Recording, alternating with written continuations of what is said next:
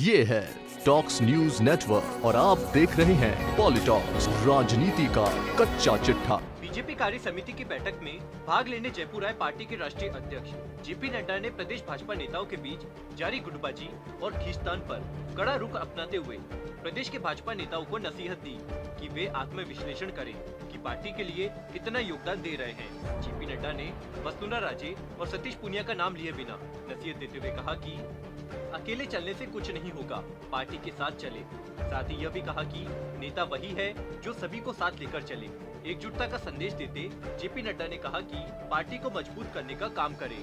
प्रदेश भाजपा नेताओं में लगातार बढ़ रही गुटबाजी की खबरों के बीच मंगलवार को बिरला ऑडिटोरियम में अपने संबोधन के बाद जेपी नड्डा ने सभी नेताओं के साथ हाथ मिलाकर एकजुटता का इजहार किया। इतना ही नहीं, पार्टी में इस एकजुटता को दर्शाने के लिए नड्डा ने अपने पास खड़े प्रदेश प्रभारी अरुण सिंह को भी एक तरफ करके वसुंधरा राजे को अपने साथ बुलाया और फिर पूनिया और वसुंधरा के हाथ पकड़कर एकजुटता का इजहार किया।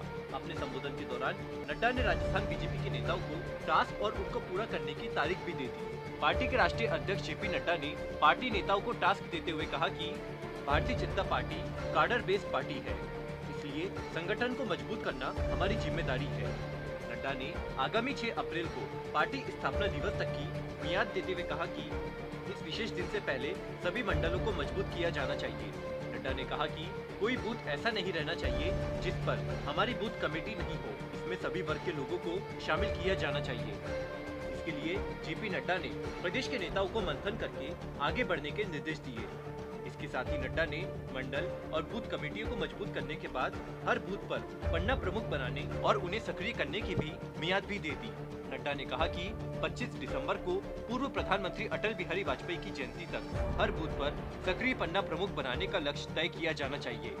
प्रदेश भाजपा नेताओं को बूथ मैनेजमेंट का पाठ पढ़ाते हुए जेपी नड्डा ने कहा कि एक राष्ट्रीय अध्यक्ष दिल्ली से चलकर बूथ की बात इसलिए कर रहा है क्योंकि बूथ ही भाजपा की ताकत है। नड्डा ने गुजरात के सूरत का उदाहरण देते हुए कहा कि सूरत में पार्टी को सबसे ज्यादा मार्जिन से जीत इसलिए नसीब हुई थी क्योंकि वहां का बूथ मजबूत था, जबकि वहां कोई बड़ी सभा तक नहीं हुई। कुल मिलाकर जेपी नड्डा ने प्रदेश भाजपा नेताओं को साफ संदेश दे दिया कि पार्टी को मजबूत करने के लिए काम करें, गुटबाजी और शक्ति प्रदर्शन बंद करें। यही नहीं, प्रदेश कार्य समिति में सार्वजनिक रूप से संदेश देने के बाद जेपी नड्डा ने राजस्थान बीजेपी के कोर ग्रुप के साथ अलग से बैठक ली। इस बैठक में वसुंधरा राजे, सतीश पूनिया, गजेंद्र सिंह शेखावत समेत राजस्थान के सभी प्रमुख नेता शामिल थे।